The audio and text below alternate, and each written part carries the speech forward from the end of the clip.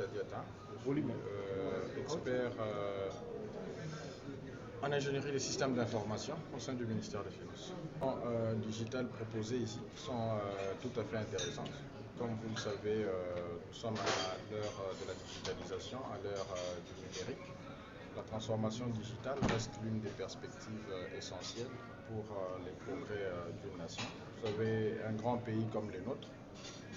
Actuellement, plusieurs projets sont entrepris dans différents secteurs pour pouvoir davantage pousser et progresser vers la dématérialisation et ainsi optimiser les procédures et optimiser les opérations, notamment dans les secteurs des assurances, comme nous l'avons vu à travers des projets innovants comme DIBA dans ces différentes solutions proposées.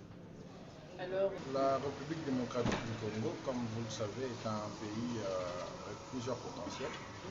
Il y a beaucoup de potentialités au niveau, que ce soit dans le secteur de la santé, que ce soit dans le secteur du numérique, dans le secteur de l'éducation. Ainsi, des solutions proposées comme celle des DIBA solutions, que ce soit pour les indemnisations, que ce soit pour les assurances santé, je pense que le pays offre de réelles perspectives d'intégration des solutions comme celle-là. C'est vrai que pour l'instant, les différentes réformes entreprises dans ce domaine ne sont pas encore totalement abouties comme on aimerait que cela soit dans des pays frères comme en Afrique australe par exemple, où des solutions comme celle-là sont déjà intégrées. Les citoyens savent, à partir des solutions digitales, faire leur déclaration des assurances et tout ce qui va avec. Des propositions comme celle des DIBA solutions, que ce soit dans le domaine de la santé comme dans le domaine des organisations, sont des solutions qui devraient être également aussi intégrées dans un pays comme le nôtre.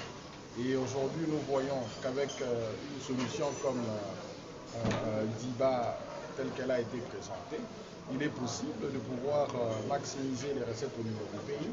Il est possible d'offrir au pays la possibilité de suivre les déclarations qui ont été effectuées par les compagnies d'assurance par le pays et avoir un suivi objectif de ces différentes déclarations.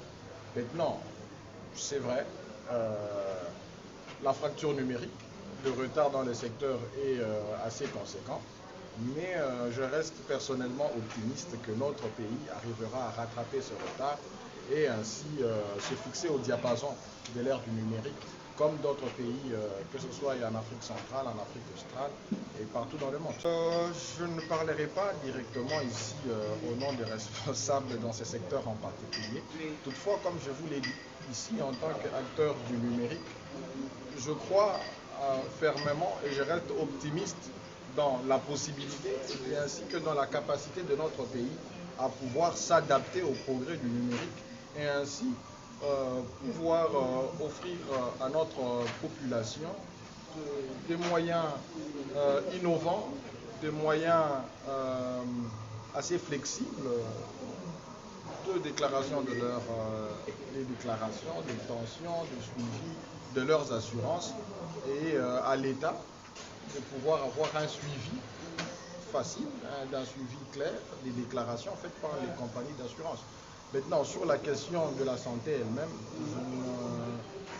je ne crois pas que je puisse émettre un propos assez cohérent par rapport à ça parce que je ne suis pas acteur du système, mais je resterai ici sur une considération purement digitale.